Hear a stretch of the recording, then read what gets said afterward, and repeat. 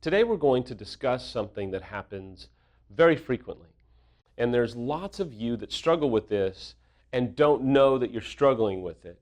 And then there is this small community of people that know exactly what this is, that almost serve as kind of lighthouses to so many other people who are suffering from it but don't know that they're suffering from it or don't know what the label is. So for those of you that understand what this is probably going to be some review, but it may also kind of help validate some of the things that you're feeling. And for those of you that don't know what this is, I want to educate you about it. I want to kind of show you what it looks like, and then I want to help you understand why you're probably feeling some of the things that you're feeling in your own struggle and hurt and pain due to this concept that we'll talk about today. The concept that I want to talk to you about today is the concept of rewriting history. Now, I will tell you that probably 90% of the time the unfaithful spouse engages in this rewriting of history. Somewhere around maybe 5 to 10% of the betrayed spouses will do that as well in their own pain, but it is predominantly an action that the unfaithful spouse takes. Rewriting history is something that we do as unfaithful to minimize our pain, minimize our shame, to save face, to make it seem as though what we did was justifiable and excusable because you, the betrayed, were so unloving, so unkind, so hurtful, rejecting, and on and on and on. Rewriting history is something that we do to comfort ourselves, but also what we do to a certain extent, and this is going to be a bit aggressive terminology. I'm sorry that this is going to be aggressive terminology, unfaithful, but I'm not sorry for how it might help you understand what you have either done or are doing now. And rewriting history is basically manipulating your betrayed spouse and shaming them for your actions. You see, rewriting history is remembering or believing our version of what went on over the last few days, weeks, months, years, or decades.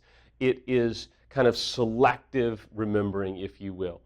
One author said it's believing our own BS, if you will.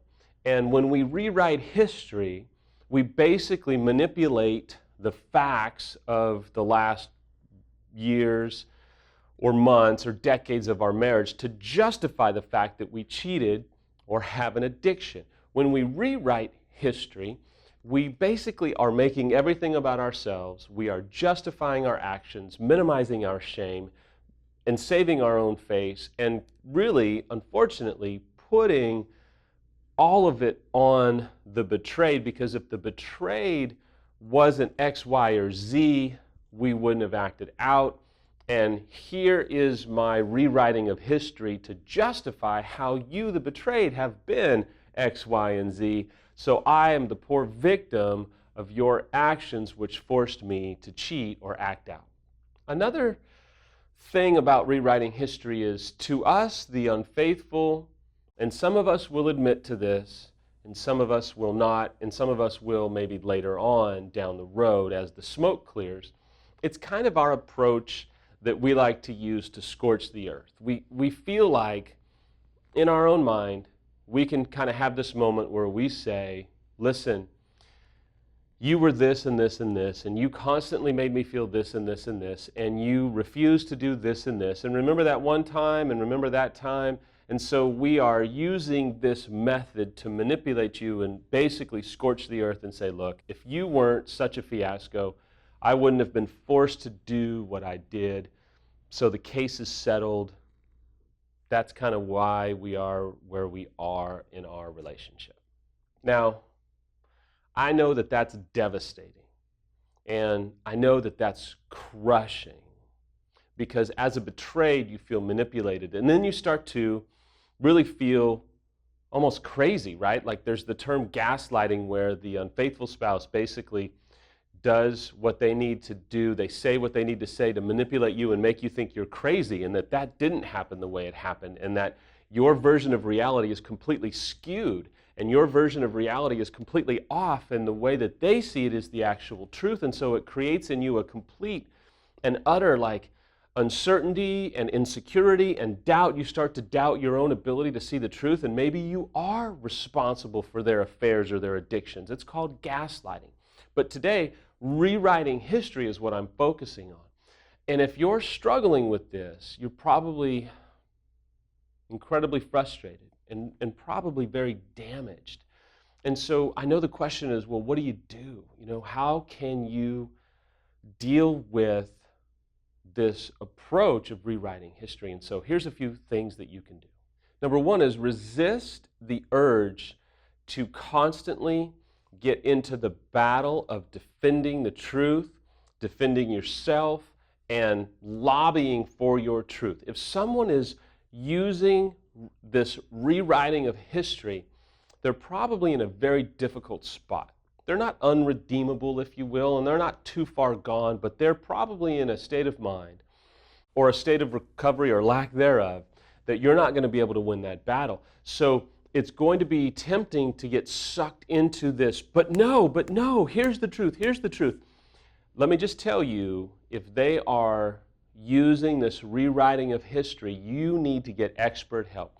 You're going to have to resist the urge to fight for the truth and simply maybe say something along these lines, which is, I'm incredibly sorry that you see it that way. I'm willing to own my side of the street. Whatever I need to own, I'm willing to own. But I can't really do that until we can get an expert third party who has treated infidelity and has worked with couples for decades and knows what they're doing. If we can get to that place, I'll own everything that I need to own. I will do whatever I need to do to get healthy. But I don't think it's worth it for us to fight for truth. And that's going to be a boundary that you're going to have to draw. And if they are rewriting history, they're probably going to get immensely frustrated and even maybe bully you and lash out at you because you don't want to play their game. Don't play their game. You can't win. This is not a game that you can win. You're going to have to trust the expert care and the expert process to bring truth and clarity and healing ultimately to the situation. Number two is, and this may kind of be difficult to hear, it's not a jab, it's not an offensive statement, it's just the truth. This is above your pay grade. I'm not saying that you can't pray if you come from faith. I'm not saying that you can't just, pound on the door of heaven to ask God to miraculously intervene. I think that you should. That's fantastic. If you don't come from faith, I'm not saying that your willpower is subpar.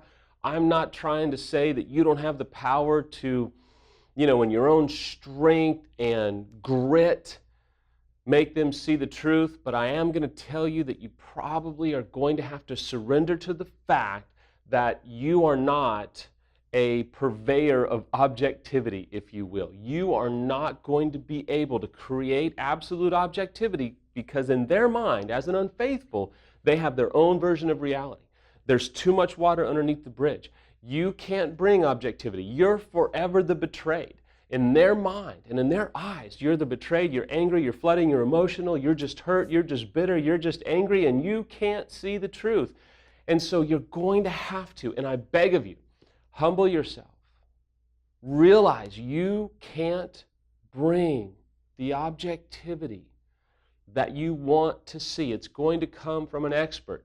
And then your retort might be, well, they won't get expert help. And I'm sorry to say, if they won't get expert help, and this is number three, if they won't get expert help, then you're probably going to have to pull back and protect yourself.